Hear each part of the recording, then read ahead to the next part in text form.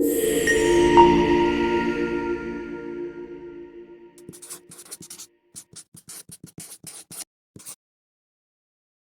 se trouve ici devant la tourbière du Zé d'Urbès, donc qui est un site naturel protégé par le Conservatoire d'espaces naturels d'Alsace depuis les années 90.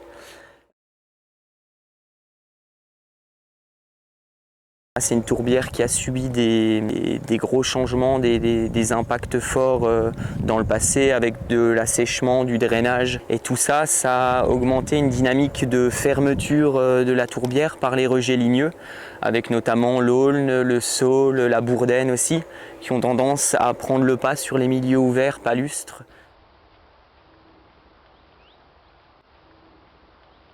Depuis les années 90, le Seine-Alsace, en tant que gestionnaire de ce site, teste différentes méthodes pour maintenir ce milieu ouvert.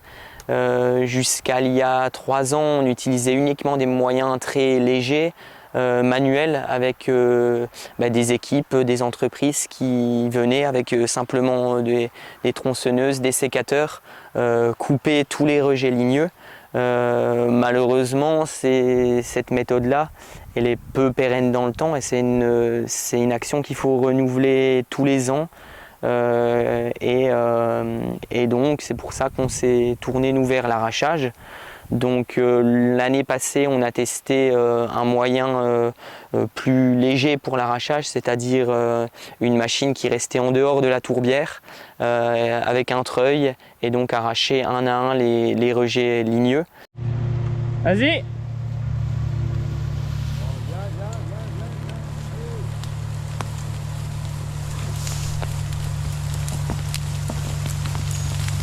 Quelques limites avec la taille des rejets aussi, dès lors que le rejet était trop petit, l'arrachage était impossible.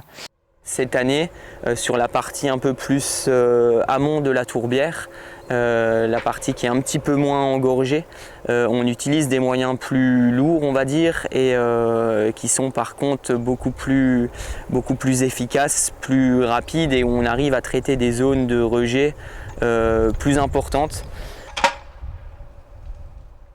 On a souhaité tester des moyens plus lourds qui nous permettent d'arracher vraiment la partie aérienne, mais aussi la partie souterraine, toutes les racines des rejets, pour vraiment pérenniser l'action d'arrachage et ne pas avoir à revenir tous les ans pour maintenir ce secteur ouvert.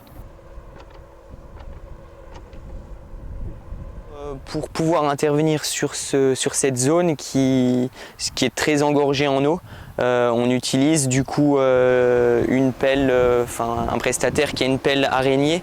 Ça nous permet d'avoir une garde au sol qui est vraiment importante, optimale. Lui, il peut monter le châssis et du coup se retrouver à plus d'1 mètre de haut. Et ça évite l'effet ventouse qu'on aurait si on utilisait une pelle à chenille, où dès lors qu'elle serait un petit peu enfoncée dans la tourbe, on aurait un effet de ventouse et petit à petit en travaillant il s'enfoncerait et là ce serait impossible de ressortir. Pour augmenter la portance, on utilise aussi ces calibotis là en bois. Ça nous permet de pouvoir accéder en minimisant l'impact sur le sol. On voit là que le secteur qui a été traité tout au bout, donc là il n'y reviendra plus. Il travaille à reculons comme ça pour éviter de repasser là où il a arraché les rejets. On voit que sur ce secteur-là, il n'y a aucune ornière et que les calibotis ont bien joué leur rôle de maximiser la portance, et on ne voit même pas de traces de roues puisque les roues n'ont jamais touché le sol. Elles restent uniquement sur ces calibotis en bois. Et tout ça, ça nous permet d'éviter d'impacter le sol et donc les flux d'eau après dans la tourbière. Si on avait des ornières d'1 mètre de profond, on aurait des sortes de canaux de drainage qui seraient présents après sur le site.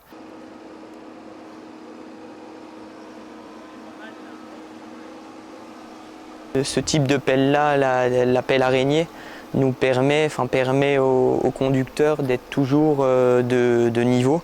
En fait, donc comme chaque roue peut se stabiliser à un niveau différent, on est toujours de niveau. Si on utilisait une pelle à chenille, et ben, dès lors que le caillebotis ben, a un petit peu de biais, on aurait directement le pilote de la pelle qui serait de travers et qui ne pourrait pas travailler, quoi.